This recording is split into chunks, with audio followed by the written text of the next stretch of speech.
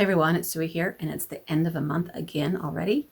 So I'm going to do a little monthly check-in where I let you know what I read this month and tell you what my plans are for the next month, which is April.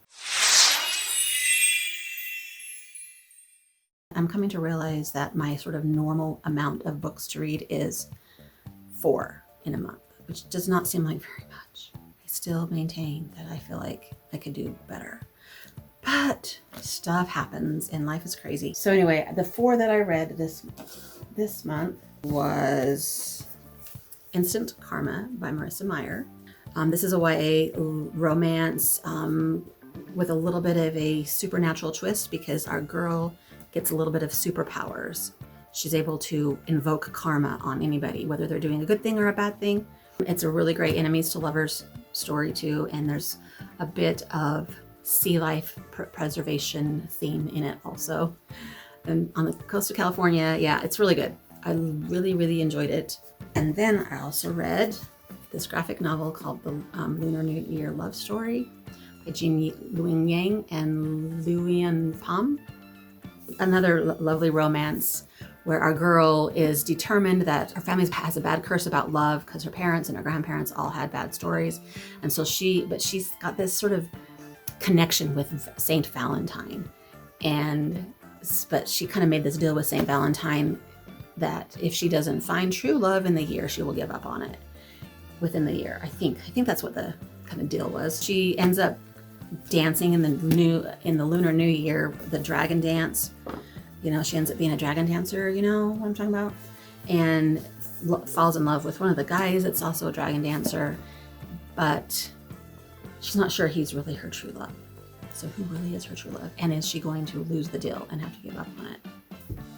Then I read The Bell Jar by Sylvia Plath for book club and towards the Classic 6. And I plan to do a longer form review on that one. I just haven't got to that one yet. I kind of forgot I was supposed to do that.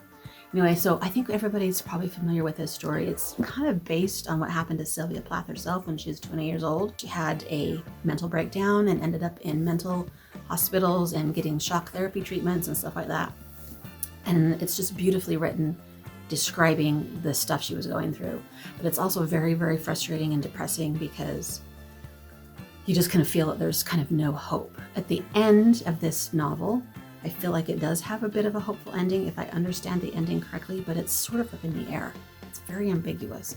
And we all know that Sylvia Plath's actual life did not end hopefully.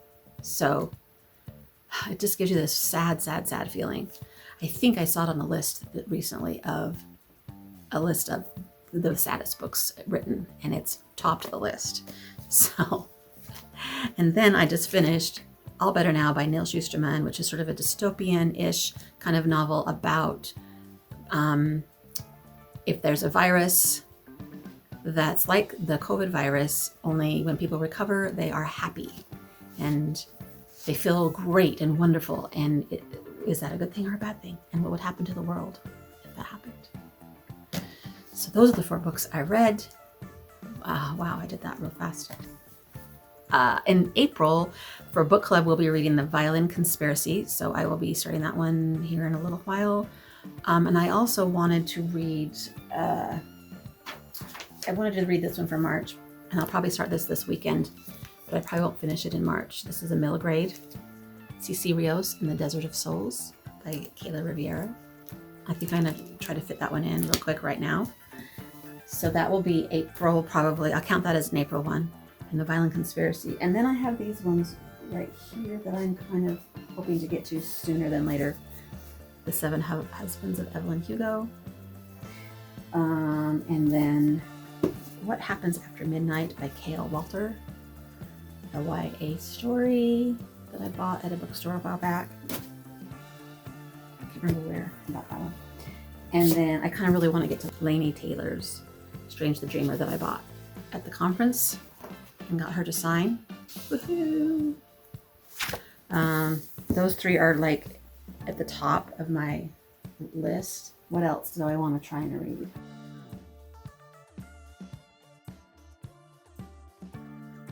if 4 books is my thing, then there's my 4 books, right? I also maybe need to try it in another classic, and I have my classic pile over here, but I don't know what I'm in the mood for yet. So I haven't chosen one of those quite yet. I might not have to necessarily read a classic this month in order to keep up on the 6 a year thing that I'm trying to do. It wouldn't hurt, you know what I'm saying? All right, anyway, that's all I have for this little check-in. I know it's real short and fast and quick, so I hope you are fine with that. I'm sneaking it in here, just sneaking a little moment in here. Anyway, until next time, happy reading, bye!